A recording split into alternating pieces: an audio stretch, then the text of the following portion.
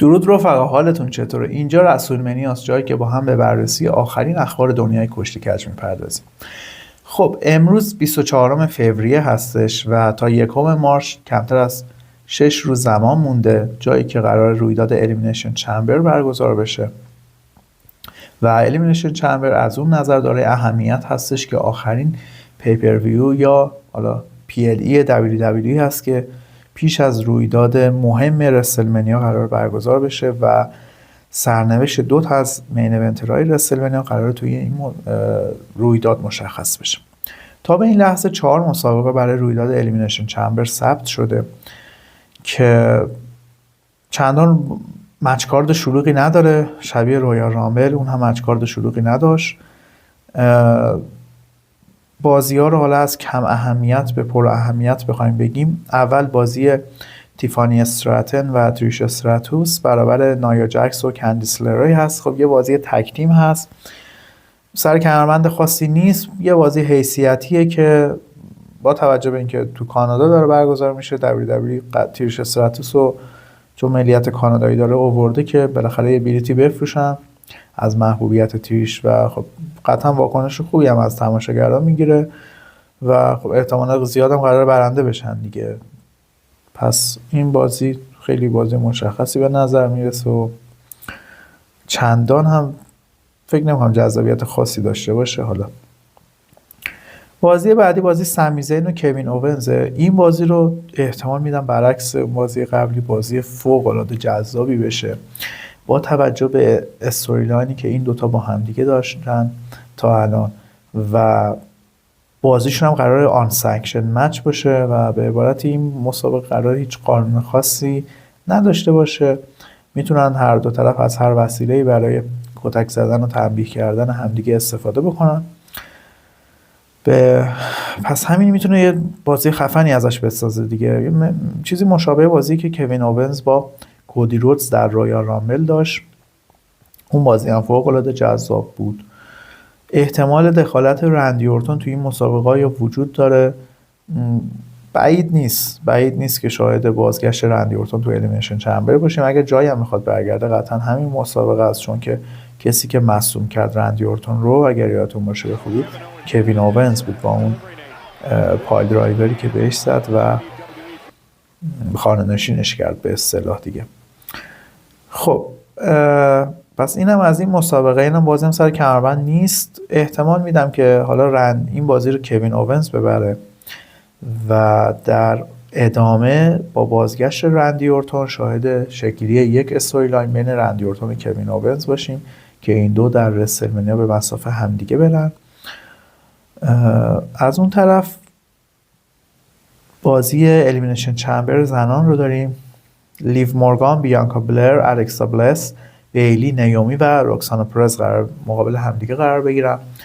خب بین این 6 شرکت کننده به نظر من بخت اصلی لیو مورگان هستش، چون فکر میکنم که استوری لاین از اونجایی که یعنی کمربند قهرمانی زنان دست ریا ریپلی هست، احتمال میدم که ریا ریپلی و لیو مورگان یه بار دیگه تو رسلمنیا به مسافه همدیگه برن، چون این دوتا هنوز استوری لاینشون به نظر من جای کار داره و اون مثلث لیو مورگان، دامینیک میستریو و ریا ریپلی هنوز میتونه بلیت بفروشه واسه WWE. اینو که فکر میکنم که قرار لیو مورگان این بازی رو ببره. از حوادث دیگه هم که تو این بازی میتونیم شاهد باشیم درگیری بیانکا بلر و نیومی هست. شاید بعد از این رویداد کمی اختلاف بینشون به وجود بیاد. این دوتا الان قهرمان تگ تیم WWE هستن، ولی اختلافایی که در نتیجه این مسابقه بینشون به وجود میاد ممکنه به از دست رفتن کمربندهاشون در هفته‌های آینده قبل از رسلمنیا هم منجر بشه.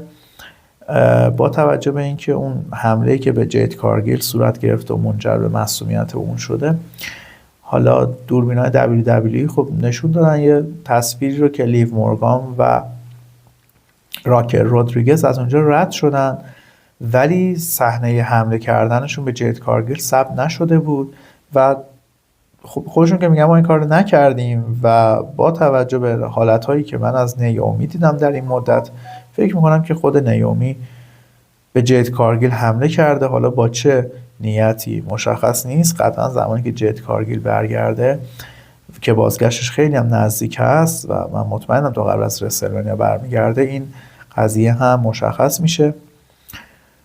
و مهمترین مسابقه الیمینیشن چمبر هم که بازی جان سینا، سی ام پانک، درو مکنتایر، لوگان پال، دمین پریست و ست رولینز هستش.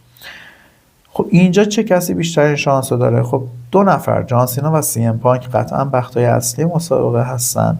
سی ام پانک از این نظر که هنوز علیرغم کارنامه پرباری که داره تقریبا به هر افتخاری رسیده بجز مین ایونت رسلمنیا.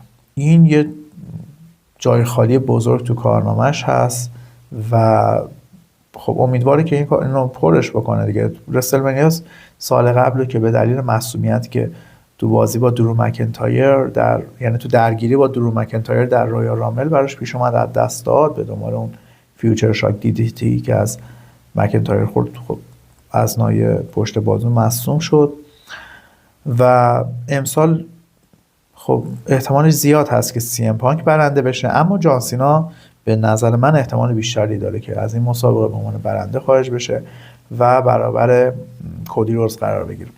حالا اینکه بین جان سینا و سی ام پانک کدوم بهتر حریف کودی رودز باشه اون یک بحث دیگری هستش و بولی ری پیشکسوت WWE گفته بود که مثلا او ترجیح میداد سی ام پانک برابر کودی قرار بگیره. چرا؟ چون به زعم او جان سینا و کودی رودز هر دوتا سوپر استاری هستن که به شدت فیس هستن. ببینیم ما یه سوپر استار فیس یعنی خب نقش مثبت داریم، یه نقش فوق العاده مثبته، یعنی کسی که کمپانی تمام توجهش داره میکنه به اینکه از این یک ابرقهرمان بسازه. خب جان سینا و کودی رودز در این حد هستن و اصلا کسی دیگه در سطح اینا همچین محبوبیتی نداره در حال حاضر. و حالا اینکه این دوتا بخوام به مسافه همدیگه برن یه مقدار جالب در نمیاد. بازی دو نفر فیس در این حد قطعا جالب نیست، مخصوصا از نظر نگارش اون حالا استوری لاینی که میخوام براشون بنویسن. بنابراین حالا بولیره گفته بود که سی ام پانک اون ترجیح میداد سی ام پانک با کودی رودز بازی بکنه، چون سی ام پانک رو فردی میدید که حالا درسته اون هم فیس هستش اما خیلی وقتا نشون داده تو حرف زدنش مخصوصا خیلی مرزها رو رد میکنه، تو موقع بازیش هم خیلی کارایی میکنه که سوپر استار فیس اینا رو به اون صورت انجام نمیده. مثل اون ضربه‌ای که با جعبه ابزار تو کله درو مکنتایر زد تو اون بازی جذاب هرینسلی که با هم داشتن. خب اینا کمتر سوپر استار فیسی انقدر خشن برخورد میکنه با حریفش. هرچند که خود کودی رودز هم یه ضربه خیلی بدی به یه آلاباما اسلام وحشتناک به کوین اوون زد که حالا توضیح میدم. اینا ممکنه نشونهایی از هیلترن کودی رودز در آینده نزدیک یعنی تا قبل از همین رسلمنیا باشه. خب گفتم پس اگر قرار باشه جان سینا و کودی رودز با هم بازی کنن این نقطه ضعف وجود داره و به قول بولیره بهتر سی ام پانک حریف جان سینا باشه. اما من فکر میکنم کسی که از الیمینیشن چمبر به عنوان برنده بیرون میاد کسی نیست به جز جان سینا. جان سینا قبلا هم اعلام کرده بوده که امسال سال آخرش رو WWE هست و حداقل به عنوان یک کشتیگیر بعد از 2025 دیگه در WWE فعالیت نخواهد کرد. رویال رامبلی که گذشت آخرین رویال رامبلش بود. این الیمینیشن چمبر آخرین الیمینیشن چمبرش هست و رسلمنیا هم آخرین رسلمنیای دارنده 16 عنوان قهرمانی جهان The greatest of all time The GOAT جان سینا خواهد بود. خب با این تفاسیر جان سینا آخرین رسلمنیاشو مگه میشه تو مین ایونت نباشه؟ و از اونجایی که حالا ما گفتیم بهتره یکیشون به عنوان حداقل شخصیت فیس نیاد، احتمال هیلترن جان سینا یا کودی رودز وجود داره دیگه. اما اینکه کدوم هیل بشن من به شخصه فکر میکنم جان سینا قرار نیست هیل بشه. چرا؟ چون اون سال آخر حضورش تو WWE هست و ما قبلا دیدیم حتی کشتیگیرای هیل WWE هم تو سال آخرشون فیس شدن و با عنوان فیس خداحافظی کردن از کمپانی. مثل آخرین نمونهش اج که رفت آل الیت بعد اینکه با جاجمنت به هم زد فیس شد و آخرام یه بازی خداحافظی احساسی برابر شیمس در اسمکدان داشت و بعدش هم که دیگه از WWE جدا شد. پس احتمال هیلترن جان سینا منتفیه، میمونه هیلترن کودی رودز که احتمالش زیاده. یکی همون مسابقه عجیبی که با کوین اوونز داشت، گفتم اون حجم از خشونتی که به خرج داد یه مقدار نشونه هایی داشت که از یک کاراکتر فیس کمتر انتظارشو میره. و دومی هم که خب برمیگرده به اتفاقای مهمی که در همین اسمکدان اخیر اتفاق افتاد با بازگشت دوین جانسون. و اگر حالا بخوام یه فلشبکی به اسمکدان بزنم، راک به کودی روز اول تبریک گفت، هندونه زیر بغلش گذاشت، گفت تو یه سال کمپانی رو بارش رو به دوش کشیدی و ما بعد از رسلمنیا دیگه با هم دوست شدیم، اختلافات رو کنار گذاشتیم و حتی اگه عکس هم نشون داد مادراشون هم کنار هم دیگه وایساده بودن و گفت حتی ببین مامانامون هم با هم آشنین و هیچ مشکلی نداریم. و خب کودی روز هم این حرفا تعجب کرده بود مثل ما بیننده ها و از راک پرسید که این حرفا رو داری برای اینکه با همسر کمربند بازی کنیم میزنی، دنبال کمربندی؟ و راک در جوابش گفتش که نه، من دنبال کمربند نیستم، من خودتو میخوام، من میخوام تو قهرمان من بشی، میخوام روح تو به من بفروشی، من روح تو رو میخوام. خب این صحبت های راک با توجه به این که او در حال حاضر یک کاراکتر هیل هستش، میتونه اگر بخواد کودی رودز با راک اتحادی تشکیل بده، خب قطعا باید کودی رودز هم یک کاراکتر هیل میشه در اون صورت. راک هم بهش تا الیمینیشن چمبر فرصت داد که جواب این درخواست رو بده. باید ببینیم که به هر حال کودی چه جوابی برای راک داره. اگر قبول کنه که با راک متحد بشه، اون موقع خب بازیش با جان سینا بازی منطقی و قشنگی میشه دیگه. کاراکتر هیل در مقابل کاراکتر فیس، همون درگیری سنتی خیر و شر اتفاق میفته. ولی اگر کودی روز قبول نکنه این درخواست راکو، اون موقع یه احتمال دیگه ای مطرح میشه که راک خودش رو تو رسلمنیا جا بده. یعنی چی؟